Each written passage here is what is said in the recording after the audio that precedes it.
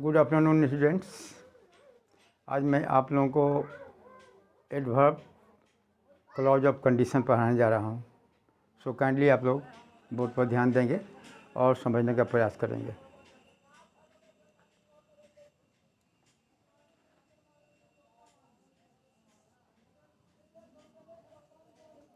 Adverb clause of condition.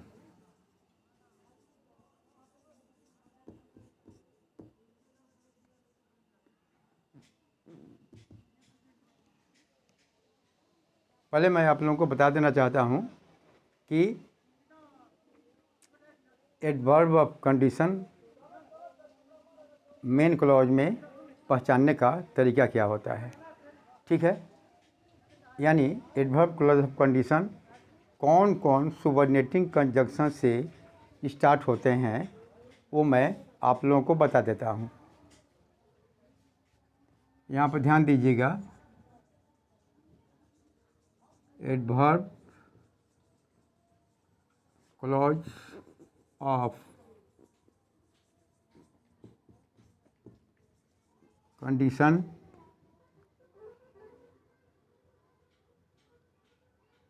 adverb clauses of conditions are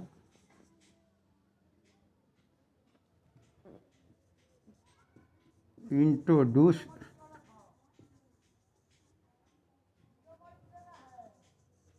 by the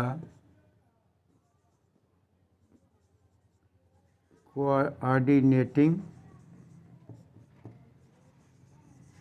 conjunctions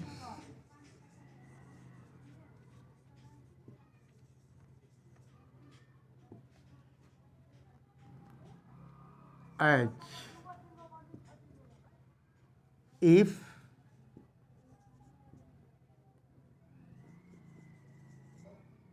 whether, unless,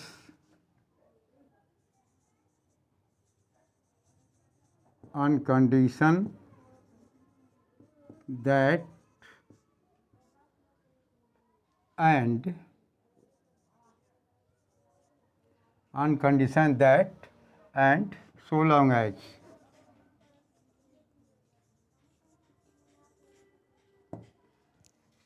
तो देखिए, जो किसी भी माने प्रिंसिपल क्लॉज में, किसी भी मेन क्लॉज में जो subordinate clause if, whether, unless, on condition that, so long as से शुरू होते हैं, वही subordinate clause adverb clause of condition के नाम से जाने जाते हैं। ठीक है, किसी भी मेन क्लॉज में जो क्लॉज यानी जो subordinate clause if, whether, unless, on condition that और सो लॉन्ग एज से शुरू होते हैं, वही subordinate clause adverb of condition के नाम से जाने जाते हैं। अब एग्जाम्पल देखिए।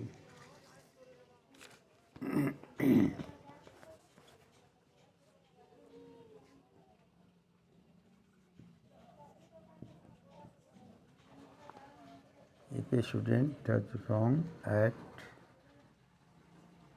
if a student does wrong at school, Netherhart school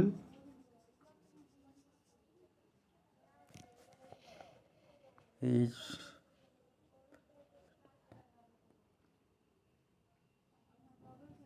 he is punished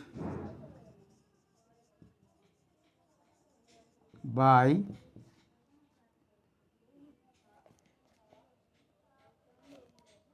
senior students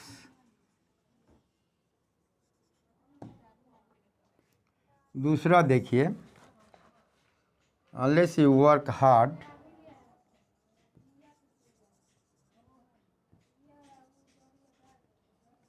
unless you work hard, you cannot get good marks.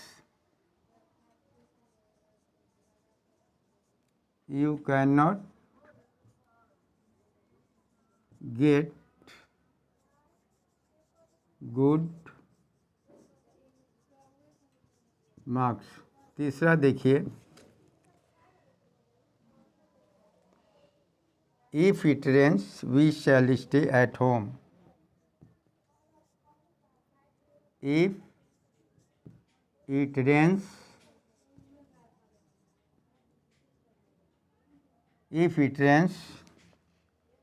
we shall stay at home.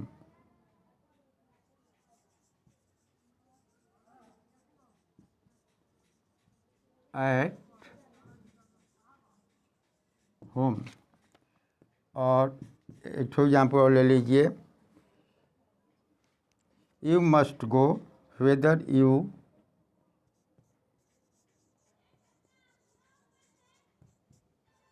must go whether you hear from him or not.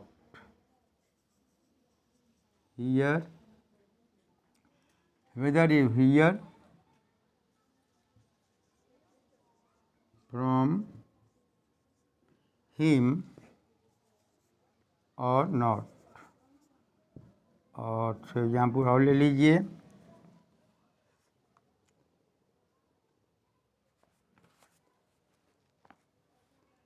whether the Raja gives him, whether the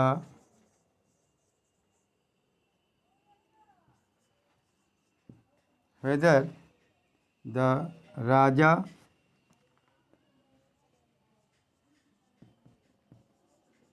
gives him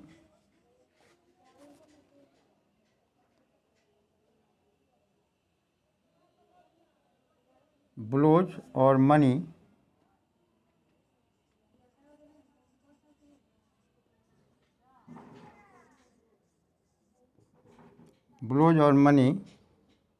he will speak the truth.